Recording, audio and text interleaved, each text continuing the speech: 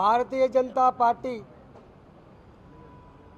Telangana party విభాగం కావచ్చు, మా పార్లమెంట్ సభ్యులు కావచ్చు, మా శాసనసభ్యులు కావచ్చు, హైదరాబాద్ సెంట్రల్ యూనివర్సిటీ భూమి ఇంచు భూమి కూడా ఎవడు అమ్ముకోవడానికి వీల్లేదనేదే మా పోరాటం. ఇలా హైదరాబాద్ విశ్వవిద్యాలయ విద్యార్థులు కావచ్చు, అధికారులు కావచ్చు, ఏ పోరాటం మీద చేస్తున్నారో ఆ పోరాటానికి కేవలం సంఘీభావం మాత్రమే కాదు, దాన్ని ఆపగలిగే శక్తి సత్తా మాకు మాత్రమే ఉంటుంది. తప్పకుండా దాన్ని ఆపి తీరుతామని చెప్పి హెచ్చరిస్తూ ఉన్నాం. ఈరోజు ఏ సుప్రీంకోర్టు అయితే కమిటీని నియమించి ఇక్కడికి వచ్చిండ్రో వాళ్ళు చాలా క్లియర్గా ప్రతి పాయింట్ కూడా చెప్పినాం. ఇది ఈ సెంట్రల్ యూనివర్సిటీ ఉత్తగా వచ్చింది కాదు. తెలంగాణ ఉద్యమంలో 1969లో 370 మంది ముక్కుపచ్చని ముద్దు బిడ్డలు ప్రాణ త్యాగం చేస్తే 6 పాయింట్ ఫార్ములాలో భాగంగా వచ్చిన విశ్వవిద్యాలయం ఇది. ఆనాడు ఎడ్యుకేషన్ సెక్రటరీ ఇచ్చింది ఆ భూమి, రెవెన్యూ డిపార్ట్మెంట్ ఇచ్చింది ఆ భూమి. ఈ టెక్నికాలిటీస్ కాదు బిడ్డ.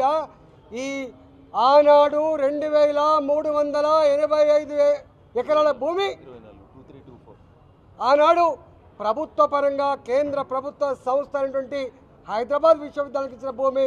ఆ భూమిని టచ్ చేసేటువంటి అధికారం ఎవరికి లేదు. మధ్యలో ఒక ముఖ్యమంత్రి గారు ఆ పని చేస్తే మళ్ళీ వచ్చిన ముఖ్యమంత్రి గారు దాన్ని రద్దు చేసిండు. ఎవడైతే 400 ఎకరాల భూమిని రాయించుకున్నాడో వాడే కోర్టుకు పోతే హైకోర్టే ఇది విశ్వవిద్యాలయ భూమి, ఇది నువ్వు తీసుకోవడానికి వీల్లేదు అని చెప్పి రద్దు చేసింది హైకోర్టు. మళ్ళీ ఆయన సుప్రీంకోర్టుకు పోతే సుప్రీంకోర్టు కూడా దాదాపు 2006లో ఈ కేసు మొట్టమొదటిసారిగా కోర్టుకు పోతే 2024లో మొన్న వచ్చింది. రేవంత్ రెడ్డి అంటున్నాడు నేను కొట్లాడినని. నువ్వు ఎప్పుడున్నావు బాబు? 2006లో నీవు ఉన్నావా? 2014 నీవు ఉన్నావా? ఎవరు ముఖ్యమంత్రులున్నా ఎవరు పట్టించుకోకపోయినప్పటికీ సుప్రీంకోర్టే ఇది అన్యాయం అని చెప్పి ఆ భూములు ఇవాళ విశ్వవిద్యాలయ భూములు అని చెప్పిన తర్వాత దాన్ని అడ్డంగా అమ్ముకునే ప్రయత్నం చేస్తాను. నేను అడుగుతా ఉన్నా, ఇక్కడున్న ముఖ్యమంత్రికి కనీస జ్ఞానం ఉందా అని చెప్పి అడుగుతా ఉన్నా. ఆనాటి ఆంధ్రప్రదేశ్ రాష్ట్రం వాటా చట్టం తెచ్చింది, వాటర్ ట్రీ ల్యాండ్ యాక్ట్ తెచ్చింది. ఇవాళ ప్రైవేటు వ్యక్తులు తన ఇంటి వద్ద ఒక చెట్టు కొట్టుకుంటే కూడా పర్మిషన్ తీసుకోవాలి. కానీ మరి నువ్వు 400 ఎకరాలలో కొన్ని వందల జింకలు ఉండంగా, కొన్ని వేల నెమళ్ళు ఉండంగా, అనేక రకాల పక్షులు ఉండంగా, అనేక రకాల మెడిసినల్ ప్లాంట్స్ ఉండంగా ఎవడబ్బా జాగిరని చెప్పి చట్టం నీకు వర్తించదా? చట్టాన్ని నువ్వు ఎట్లా ఉల్లంఘిస్తావు?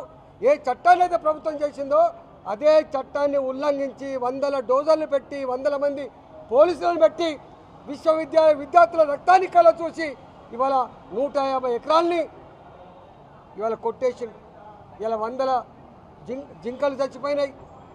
ఇలా జింకలు ఏం చేయాలో, పక్షులు ఏం చేయాలో కనీస సేఫ్ గార్డ్స్ కూడా లేకుండా ఈ విధంగా చేసినాయి. నేను ఒకటే, ఇప్పటికైనా ఈ మూర్ఖ ప్రభుత్వం పిచ్చి పిచ్చి వేషాలు చేయకుండా విశ్వవిద్యాలయ భూముల జోలికి రాకుండా వాటి పూర్తి స్థాయిలో రక్షణ కల్పించాల్సిన బాధ్యత ఉందని చెప్పి ఈ ప్రభుత్వానికి హెచ్చరిస్తా ఉన్నా.